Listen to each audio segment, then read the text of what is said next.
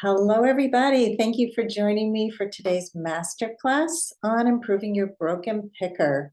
I want to give you a quick reminder. We're going to be on for about an hour. We're going to send the recording out tomorrow. You'll get it in the morning. You'll also get all the links that I share today right after this class. So look for an email from this company that sent you the Zoom link. It's called Luma. A lot of people couldn't find it last time, so I sent out an extra email before this class, but look for an email from Luma. It might end up in your spam, but it will have a link to the free gift that I'm offering and to the special announcement that I'm going to be also talking about at the end of today's masterclass. I also have a coupon, a discount coupon that I'm offering. It's going to expire in a few days. You don't want to miss it, so pay special attention at the end of class. All right, so let us get started. I want to share a little bit about how my picker used to be broken. And I'm going to go way back to my family of origin. I grew up with parents who were doing their best, but they were pretty dysfunctional. They were pretty disrespectful towards each other, and they communicated with a lot of anger, a lot of raised voices. Let me know in the chat if you have also experienced this. And Jane, it's called Luma, L-U-M-A. That's the name of the company that sends out all my emails. Anyway, my father had a hard time keeping a job. We have a few more people who just joined. And he also suffered from depression, and my mother struggled with just dealing with all that. And it was hard, but they stayed married and they stayed screaming. So, of course, I tried to find a man who was not going to have depression or any kind of mental illness. It was really important to me that he make a good living, since my father really struggled with that. And somebody who came from a loving home. And my ex-husband had all of those things. He ticked all those boxes. And there were also some important boxes that he did not tick, which I didn't really see in the beginning. And this often happens to us. So one of the boxes he did not tick was conflict resolution. Every time we had an argument, he would shut down. He would walk away. That's a really important red flag. And now I know conflict, how we deal with conflict is everything. There was also a red flag that did show up right away. And I got like this feeling in my belly, like something felt off. But again, because I didn't really understand red flags, I didn't know this was a deal breaker. And what it was his relationship with his parents. Even though it was loving, it was extreme. In fact, he ended up prioritizing them over me, which is not okay. And if anybody has ever been in a relationship where your partner did not prioritize you over their children, over their parents, over their siblings, over their work, you know that this is not a good thing, and it really ends up destroying the relationship. And so finally, after 23 years, I left, and then I became a certified life coach and a dating and relationship coach. And I worked on these skills so that I could heal my own picker. And because I healed my picker, I want to help you heal yours. One of the most important decisions that we ever make is who to choose as a partner. And healthy relationships have so many benefits. They can help strengthen our immune system. They can even increase our life expectancy. The right partners help us feel connected. They help us feel understood, appreciated, respected, and cared for. They also trigger the release of oxytocin, dopamine, serotonin, which are all associated with greater joy and happiness. Those are all great things, right? Who wants that? Let me know. Wants a little bit of that. The wrong partner, on the other hand, I don't have to tell you about all the negative impacts that having the wrong partnership has on you. It's unhealthy for you in so many ways. And that's why we need to pick better partners from the start, not pick a partner and hope they become the best partner for you, but pick the right partner from the start. And even though I don't believe that we only have one, finding the one person that's going to be the right person for us, I do believe that most people get into relationships with people who have some good qualities, just like my ex-husband, but they are lacking some very important relationship skills. Maybe they're inconsistent in their communication or how they show up for you. Maybe they're more devoted to their work or to other people than they are to you, like in my case. These people could never become the right partner, especially if they don't know how to resolve conflict and they're not willing to learn. But you try and you try and you try and you try to make that relationship work, right? We start with somebody who doesn't have the right qualities and we hope that they become the right person. So why do we do this? And more importantly, how do we choose better? How do we choose the right partner? Well, it all begins with fixing our picker. And that's why I created this masterclass. You're going to learn all about broken pickers, what they are, how they end up getting broken, and what we can do about it so we can go on our first date. So why do so many of us, smart, successful people, we're amazing women, why do we choose these partners? Broken picker syndrome.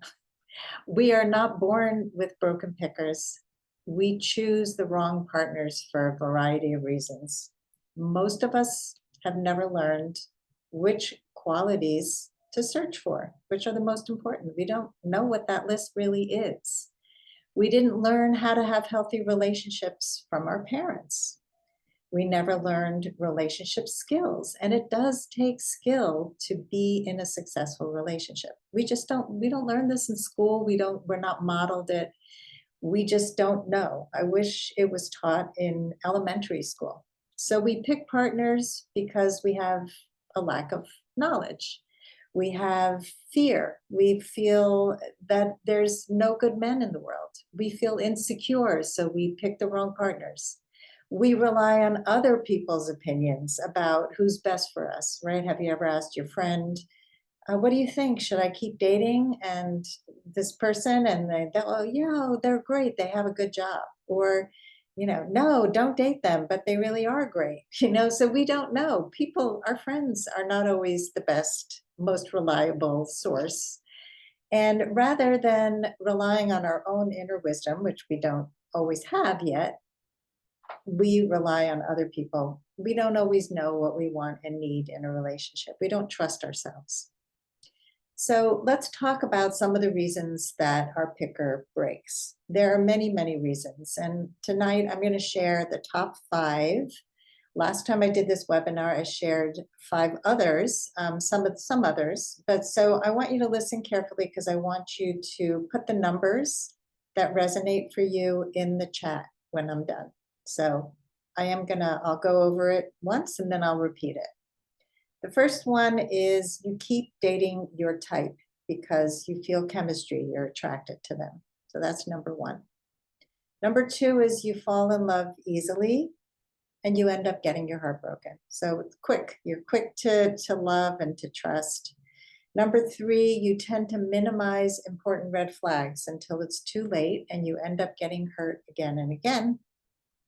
Number 4, you tend to date people who are unavailable in some way, whether they're emotionally unavailable, physically unavailable, or some other way unavailable. Maybe they just got out of a relationship and they're unavailable to you right now because they're healing. That's another way that people are unavailable. Number 5, you wonder if your standards are too low or unrealistically high. People say you're too picky or you're not picky enough. Which one is it? And number 6, outside of a relationship, you feel confident, but as soon as you meet somebody you like, you feel anxious and you lose yourself. So I'm going to go over all these 6 again. Number one, you keep dating your type because you feel chemistry. Two, you fall in love easily, end up getting your heart broken. Three, you minimize important red flags. Four, you date people who are unavailable. Five, you wonder if you are too picky or not picky enough. And six, when you're not in a relationship, you're confident, but when you are meeting these people that you're attracted to and you really like them, you feel anxious, you lose yourself. So which ones are the most resonant for you? 1, 2, 3, 4, 5, 6, and you can have more than one.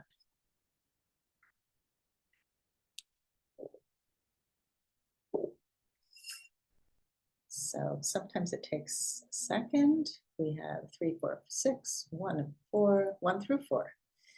Diana and Valley said 3, 4, 6. All of them says Heather. All says Nicole. 4 says Wendy. 4 and 6 says Sue. All right, so some people have a lot, some people have one. I would say that probably the one that's most common is the unavailability, but 1 and 6 says Jane. Yeah, so you can see, first of all, that you're not alone. Lots of people have these same attractions, and this is why we keep dating the wrong people, hoping they become the right people, and your picker's broken, right? If you answered yes to any of these, your picker's broken, but you're not broken. No, you're not broken. Your picker is. And that's why you tend to date people who can never offer you what you really want and need, which is a healthy long-term partnership. And at the beginning, I talked about all the benefits of having that long-term healthy partnership. So why do we do this? Why do we repeat these patterns? There are several reasons. One of them is the dating world today. Online dating can be exhausting and it can be disappointing. You go on these blind dates with people that you barely know. You go on a coffee date and you meet them and you're disappointed, or yeah, you're ghosted, or they start talking to you and then they disappear in the middle of a conversation. So many things happen that it can be really discouraging. And so you finally meet somebody and they have some qualities that you like. They're attractive, they have a good job, they seem successful, they give you attention, and you're hooked, right? Then you accept less than you deserve because you think, well, this is as good as it gets. I mean, I chose my husband because I thought I had run out of men in New York City, which was absolutely ridiculous at the age of 28, living in the Upper West Side where there were so many single people. I thought I had dated them all, and there was nobody, right? So we have this idea that we finally meet somebody attractive.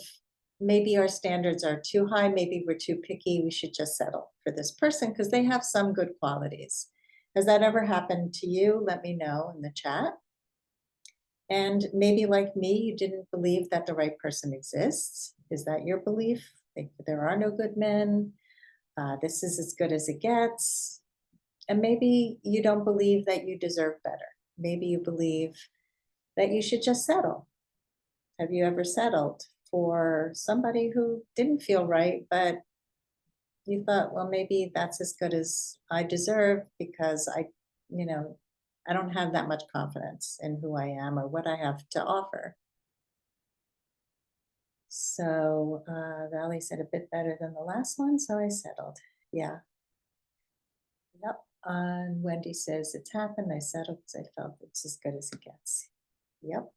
Yep. Thank you for sharing. Yeah. So, as I said, I've done it. We've all done it. And it's easy to do it when you don't really have all the knowledge about how to pick a better partner. So I'm here to tell you that you deserve better and the right partner does exist. Sometimes they're right in front of you, but we miss them, right? Like we don't want to date them because they're not our type, right? They just they don't appear as exciting as the people we're attracted to. And so we don't give that lovely, securely attached, amazing man a chance because he's not as shiny and sexy as some other people that we've been more attracted to. But when you're dating the wrong person, you can't always tell they're wrong for you until you've been with them for a while, unless you're a dating coach and you know how to pick up on these signs on a first phone call. Um, Heather wants to know, can you still meet the right man if you're divorced in 70? Absolutely. My sister is 72 and she met her second husband when she was 70. So she just celebrated her 1 year anniversary. And yeah, it happens all the time. I've just finished writing my third book, which is all stories of people who met after 40, 50, 60, 70, even 80. We have the most amazing true stories of people. And the reason I wrote this book is to give everyone hope that it can happen for you. If you don't believe it and you walk around like you quit dating, certainly it will not happen. But if you don't believe it, it also is really hard to have it happen. So part of it is you have to believe it. You have to believe it will happen for you, but also you have to have the right skills. And I'm going to talk about what they are in a minute. So sometimes you're dating somebody and they give you a lot of attention at first, and then they become more distant as time goes on. Has that ever happened to you? I mean, it's definitely happened to me, where I dated somebody who was very attentive, and then the texts became less frequent, and then the dates became further apart, and then you're getting all anxious, and Sue says yes. It happens to a lot of us, and then we become, activated or anxiety, and that you don't want to feel that way. In a healthy relationship, you don't feel anxious all the time. You don't wonder where that person is. Why aren't they communicating? You don't try to fix them. And Valley says, I got ghosted. Yeah, that's a horrible feeling. Horrible feeling. It happened to me one time, and that was enough. And this was before I even met the person. But sometimes it happens after you've known somebody and they just disappear. And it's like, first of all, to ask yourself, would I ever want to be in a relationship with somebody who communicates so poorly that they can't even tell me that they're unhappy? When you understand that, you can recover from these things quicker. You can also pick up on, was their communication not very good all along? And are they hiding things from you? Or are they just trying to show you one side of themselves? So we sometimes notice some red flags, like I noticed with my ex-husband. I noticed that he did something with his parents at the very beginning that made me pause and wonder what's going on. His father had kidney stones, and my ex-husband was a performer, and he was in the middle of taping a TV show in Canada, an important TV show, and his father, who had had kidney stones before, was in the hospital. And my ex-husband left the show and went to join his father at the hospital, even though his father said not to come. So it was off. There was something off. Now it felt like confusing because on the one hand, that's what a loving son does. He goes to see his father and he's trying to support him. On the other hand, his father told him not to come, and this is how he makes his living. So is this about how he makes choices? Is this about how he makes decisions? Because that's important to me, how somebody makes choices in their life, what their priorities are. That's an important green flag, right? And that tended to show up later on in our marriage also, how he made choices. When we had difficult choices to make, he shut down. He didn't know how to make those choices. He left it up to me.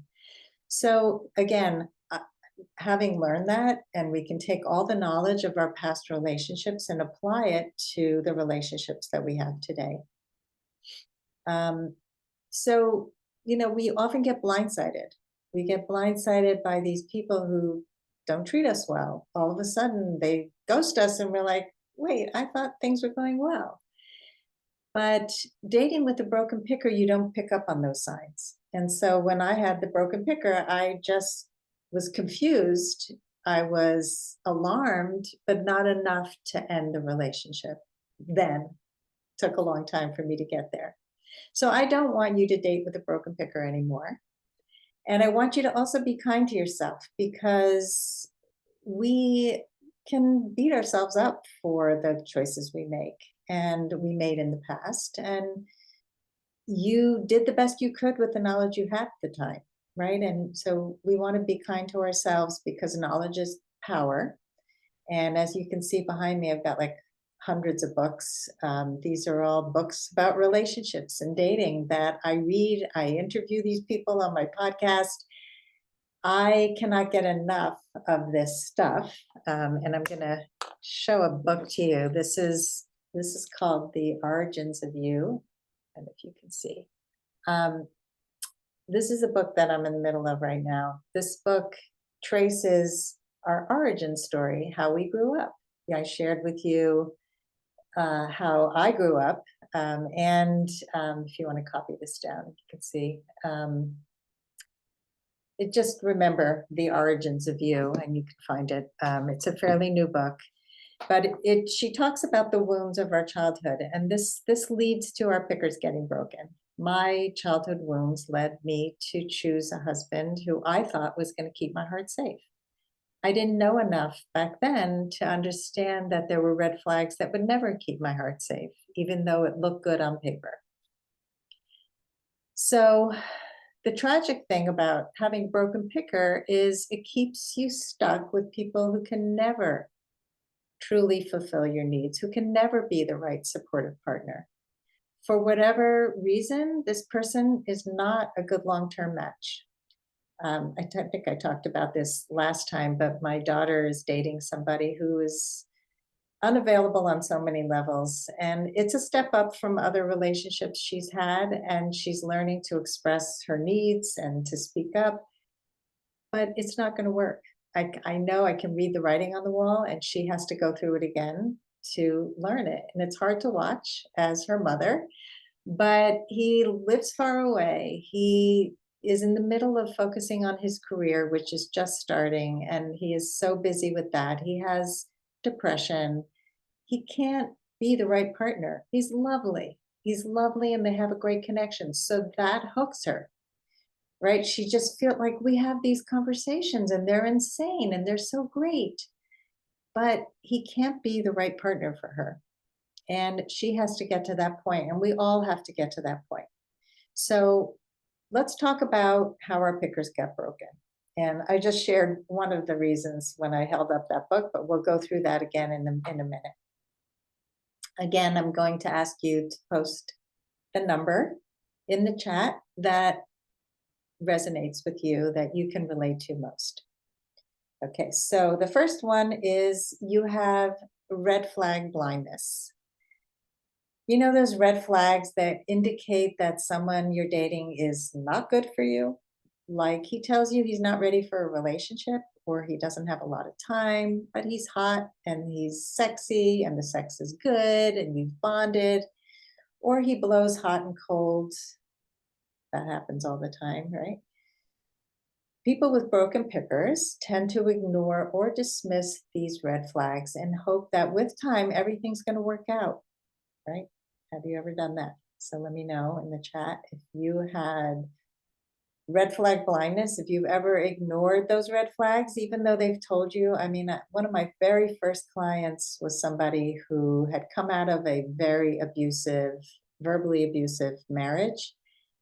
And the first guy that she fell in love with was completely unavailable. He was somebody she worked with. He told her he was unavailable. He was so clear, like, I cannot have a relationship. I am not in a good headspace for a relationship. And she believed that if she was kind enough and brought him enough chicken soup when he was sick and did all the right things and overperformed like she did in her marriage, that he would fall in love with her. And of course, that didn't happen. And she ended up having to go on medication. She was so depressed. She went to therapy. It was really, really hard, but with the right work, and we worked together for a long time. because she had to undo a lot of old programming. She ended up remarried to an amazing, amazing man who made all the effort. He came to her, he drove 3 hours to come to her on the first date. They lived far apart, but he was willing to move to where she lived. It was the opposite of the guy who was unavailable. So this is what happens when we fix our picker. We no longer take whatever falls into our net. We don't chase after people who are not going to ever give us what we want.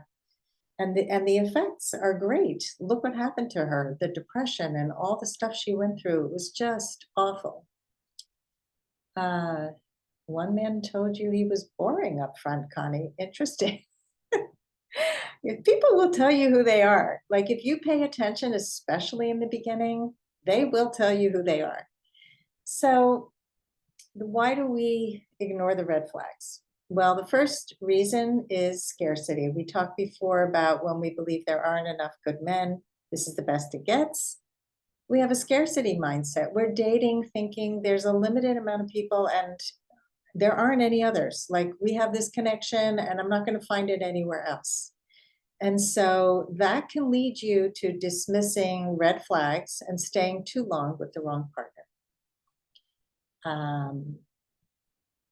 Yeah, so Connie says first and second husbands were narcissists and only talked about themselves. Yeah, I mean, we have to get sick and tired of being sick and tired in order to change the patterns of the people we date. The second reason that we tend to overlook red flags is attraction, chemistry. When you meet somebody and the chemistry is just off the charts, your body releases those hormones we talked about at the beginning, oxytocin, serotonin. It feels so good. We're so bonded and we feel like we're in love. This is our soulmate. Oh my God. I mean, I've even met men who thought I was their soulmate. And how creepy was that after one date? Like, I don't know you, you don't know me. So either way, like we really need to understand what is a relationship. You need to take time to develop a relationship. You don't know that somebody is it, the one, which there is no one, as I said at the beginning, but no matter what these little things are that show up, and they're not so little, we dismiss them. We think, well, but that's our soulmate. That's the person that we're meant to be together forever. And oh my God. So no, right. We have to tell ourselves that it takes time to get to know people, and we can't be blinded by those love hormones. We don't make good decisions when we sleep with somebody too soon and we bond with them too quickly. So that's number one, red flag blindness. Let me know if you have that. Some of you have already said you have. Number two is you're a fixer. You love taking care of people. And it's a beautiful character trait to care for other people, but not to take care of them. So caring for somebody and taking care of them are two very different things. I have seen people think that, it's just a little bit, I have to make sure that they heal from their past. So I'm going to be the one who saves them. I'm going to rescue them from poverty and I will give them money. I mean, I know people who lent their partners so much money and never got any of it back. We do these things because we think that there's so much potential here. Oh, they're just about to have that great job and I'm just going to lend them a little bit more money. And then they never get that job and they never stay in a job or whatever it is. We have to pay attention to that, right? We are not supposed to be fixers. People with broken pickers often believe they need to take care of their partners.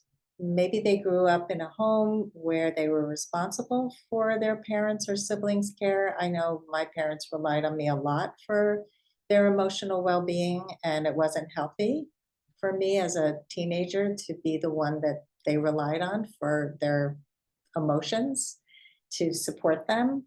So when you have that, you think you're the one who's supposed to be in charge, right? Or maybe you choose somebody who has a victim mentality, right? There are a lot of people out there who just say, poor me, my ex took all my money, and I'm gonna make it back, but God, I was dealt a bad hand. Anybody hear those stories on first dates or first phone calls even? These are the type of men that they need somebody to always pay attention to them. They want somebody to always take care of them, which is exhausting and it's unhealthy for both of you. This is a codependent relationship that is not healthy. So if you have ever been a fixer, then put number 2 in the chat. And Connie says, yes, I'm trying not to be responsible for their plight. It's their problem, not mine. Yes, we like to say, you have to know what's on your side of the street and what's on their side of the street, right? It's their job to take care of their emotions, to emotionally regulate themselves, to rebuild wealth if they lose money. You can support them and say, I'm here to help you, but you're not here to fix it. There's a big difference. And so many of us have been fixers. We've got a bunch of fixers here. Nicole 1 and 2, Teresa 2. All right. Here's number 3. You're a romanticizer. You have unrealistic, romanticized ideas of love. Now, anyone who grew up with Disney or rom-coms and all of the movies out there that teach us that, even the reality shows, Love is Blind, The Bachelor, The Bachelorette, they're all like, everything's grand gestures of romance. That's not real. That's TV. That's not what a healthy relationship looks like. But we think that that's what we need, these romantic gestures. That's not love. Romantic gestures are not love. Riding off into the sunset is not love. Your prince will not come and rescue you, Connie. And that's attraction. Maybe it's lust, but it's a fantasy. And that fantasy can actually keep you from finding the right partner because you're looking for these grand gestures all the time. Love looks like small little gestures. It looks like paying attention. It looks like I care about you and I love you so much that I'm taking care of you when you're sick. I'm going to bring you the chicken soup. Georgia, there will be a replay. So thanks for staying until now and look for the replay tomorrow morning. All right. So if you have ever been a romanticizer, number 3, let me know if you have wanted those big romantic gestures. Oh my God, or you've been swayed by the romantic gestures. You've been taken in by somebody who showed you, I had a guy who wanted to rent a yacht for our first date. I've told this story before. That was his idea of a first date. He was going to rent a yacht and treat me to dinner. And I'm like, this is ridiculous. How about we just go for a walk? These are grand gestures. This is not love. Okay, number 4, you have difficulty expressing your feelings and needs. And I think almost everyone here is probably going to raise their hand. We were not brought up to learn how to do this. This is why I became a specialist in communication and boundary skills. We have a lot of yeses coming in now.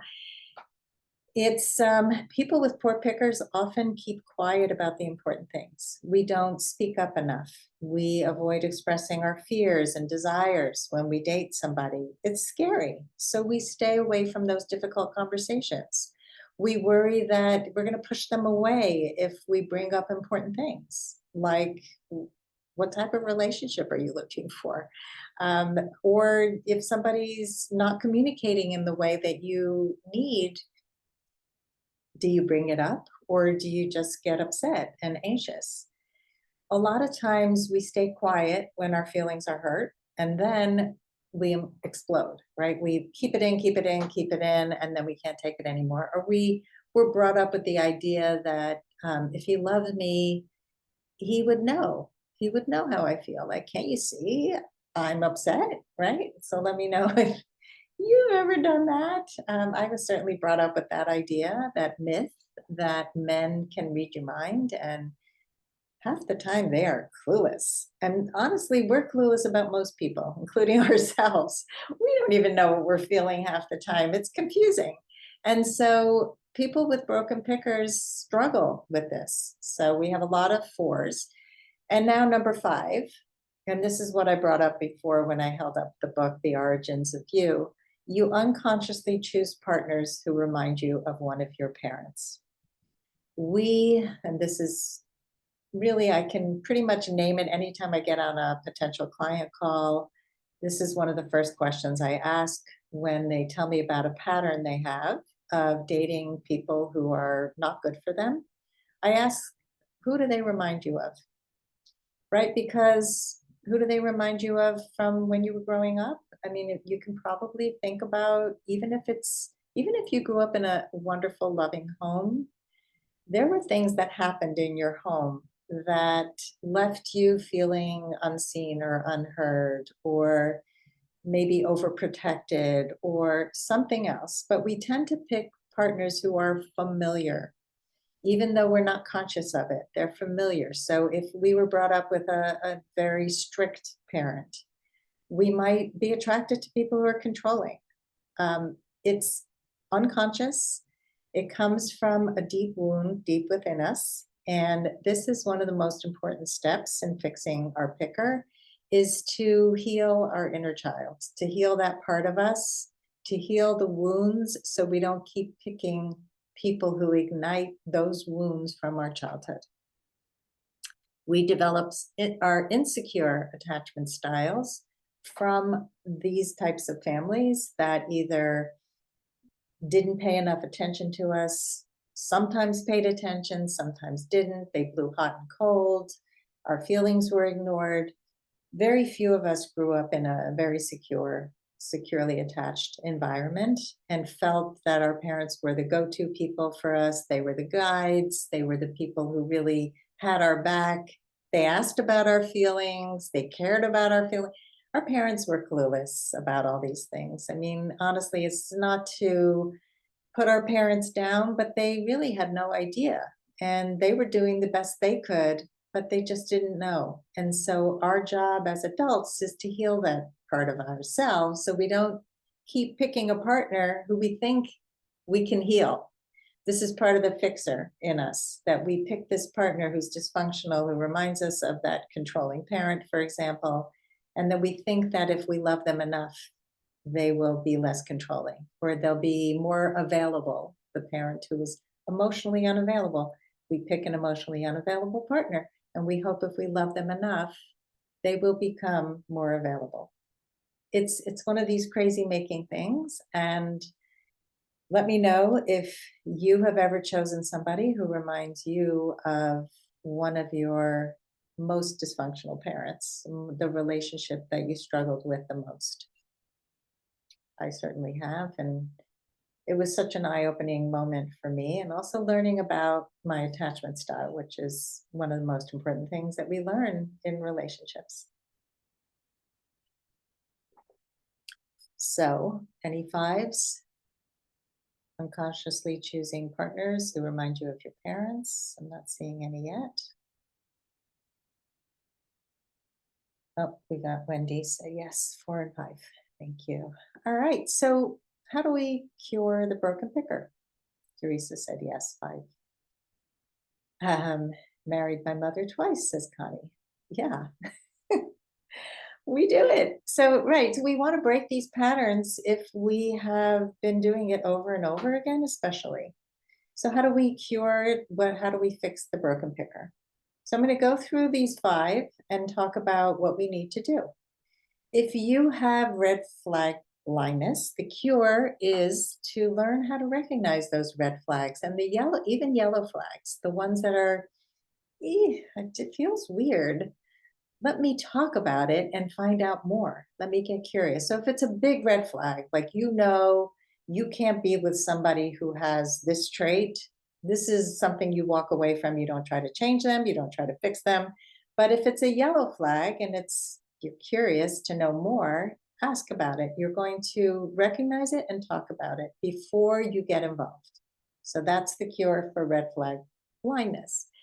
If you're a fixer, the cure is to remember that grown adults don't need to be taken care of. People who are healthy, and healthy partner is what you're looking for, they have their own life. They have the ability to self regulate. They have the ability to understand when they were triggered and know how to take care of their triggers, to be able to name it, to be able to say, I'm feeling upset. So it's not our job to fix people. We look for somebody who doesn't depend on us for constant validation. We need to validate ourselves and we need to find a healthy partner who can validate themselves.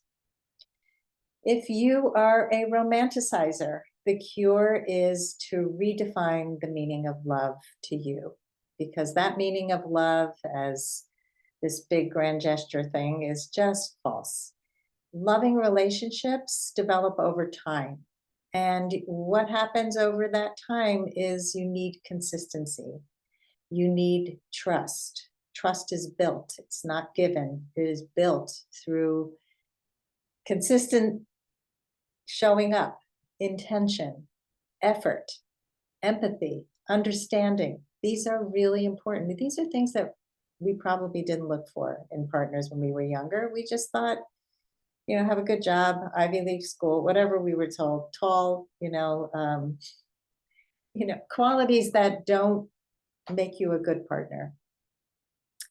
If you're someone who has difficulty speaking up, the cure obviously is to learn how to know what's going on inside you first. We have to identify what we're feeling, what we're needing, and then learn how to express ourselves with kindness and with clarity. This is something that I absolutely love doing. I love teaching because I struggled so much with this. I hated being misunderstood. I hated when people would get me wrong and would tell me how I felt when it wasn't true, but I didn't know what to do in those cases. And so I spent over 20 years learning these skills and teaching these skills. I just finished teaching my communications course and always sharing scripts, which I'm going to be telling you more about in a minute because scripts are how we communicate well too. And if you unconsciously choose partners who remind you of one of your parents, the cure is to do the work, to work with a coach like me, to work with a therapist. I help my clients do this. It's just so important to recognize your attachment style, to recognize which of your parents the partner reminds you of so that you choose better, so that you can recognize, oh, here I go again, and then make a better choice. As you can see, our pickers get broken because of how we were raised and the lack of skills that we were not taught and the choices that we've made along the way. But the good news is we can fix our pickers. All it takes is learning some new skills. So who's ready to learn how to fix their broken picker? Let me know in the chat if you are ready. And Wendy says, love this one, so important. It can be tricky. Yes, it can be. Yeah, so Valley is ready. Yay. Teresa is ready. So if you enjoyed what I'm sharing so far, oh, we got a bunch of readies. Jane, Connie, Nicole. If you want to actually start to fix your picker, I created a mini course just for you guys. And we had our first one last month. It was very successful. So I decided to do it again, but I'm going to offer something special that I did not offer the first time, which is a $50 off coupon. It's only available until Wednesday. I'm going to put the link to the workshop in the chat. And I'm also, I have a couple other things, and then I'm going to offer you the free gift. But that's, wait a second.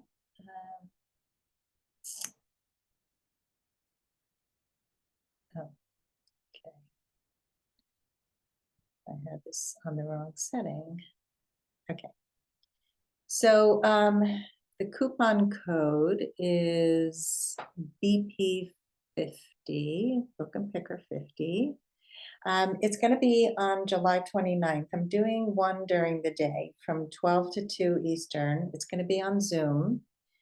And for anybody who cannot make it to that workshop, I want to hear from you because I really would like to serve as many people as possible. I keep these very small and very inexpensive. For people who cannot make the 29th and aren't available during the day, 12 to 2 Eastern, I'm also opening up Wednesday, July 31st from 7 to 9 p.m. Eastern. I prefer not to do night classes, but if that's the only date that works for you, send me an email, sandy@lastfirstdate.com. There'll be more information tomorrow in the email. But here's what you get in the course. It's 2 hours of working with me. You will get a guidebook. It's a fillable guidebook, and you're going to get 5 exercises to learn how to understand why your particular picker is broken. You're going to learn how to identify red flags early on. You're going to learn how to create the right must-have list, which is one of the things people get wrong all the time.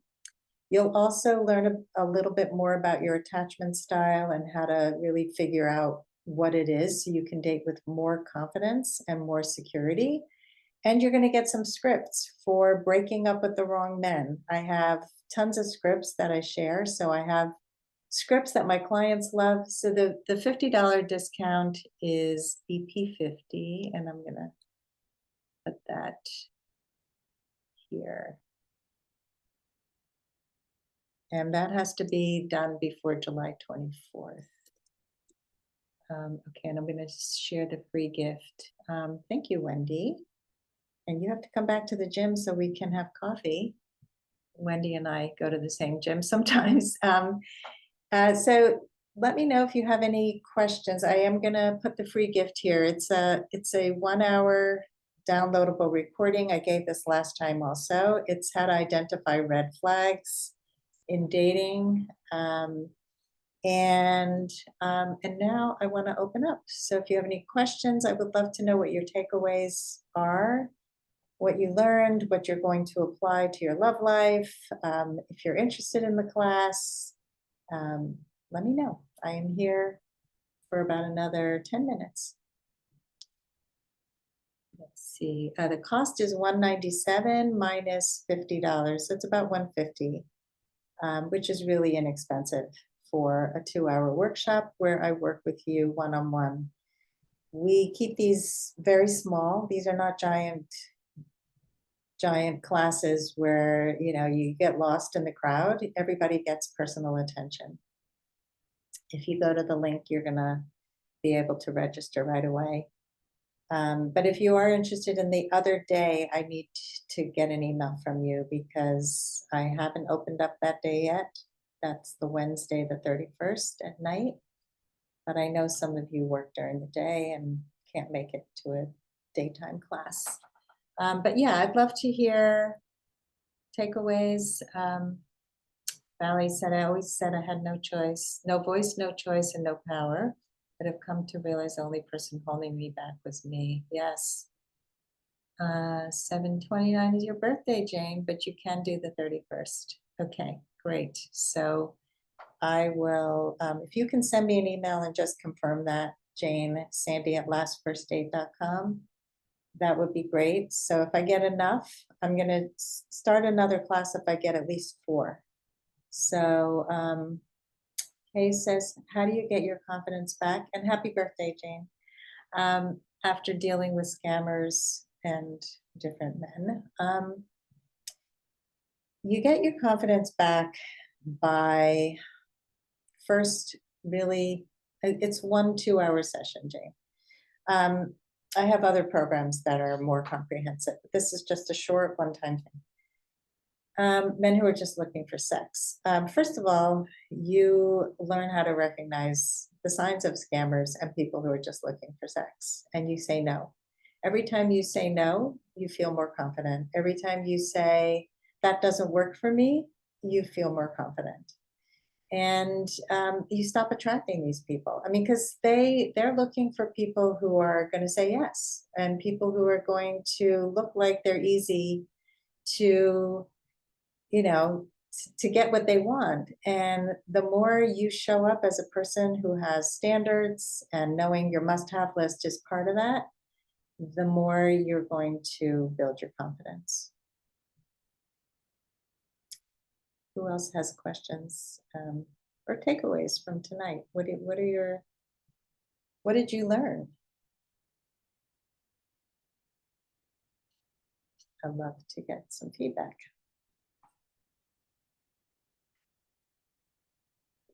I remember when all of this was so new to me.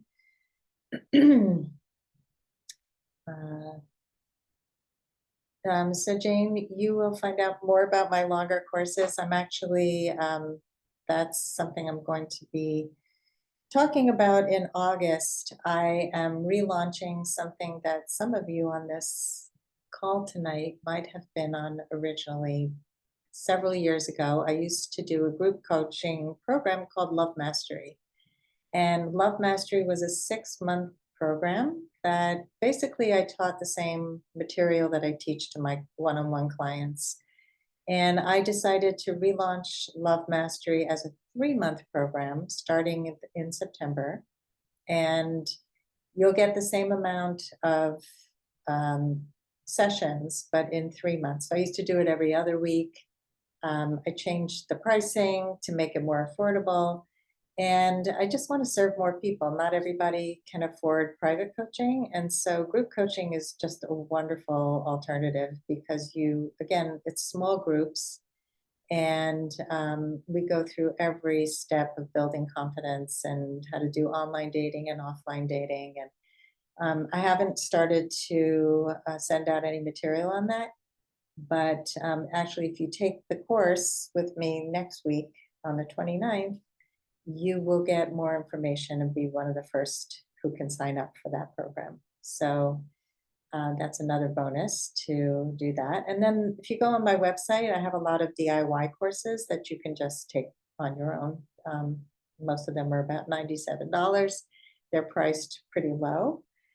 And yeah, but I would love to do this broken picker workshop with as many of you as possible because it is just such important work and I love teaching it. And it's a way to get yourself, started on the journey to choosing better partners. Diana says, picker is relatively new to me. The first time I heard it was last year in a Hulu series called Unprisoned. Kerry Washington played an online influencer who covers a lot of relationship issues. And she has a broken picker. I really enjoyed the show. I'll have to check it out. I think I saw it pop up on Hulu recently. Yeah, a lot of people have broken pickers. And yeah, if you look even at some of these reality shows and you see they say they want one thing and they end up with a completely different thing, which is exactly who they've always chosen. It's just crazy how we keep picking the same partner over and over, and different face, but same person. And it is crazy making. I've seen it with people who remarry.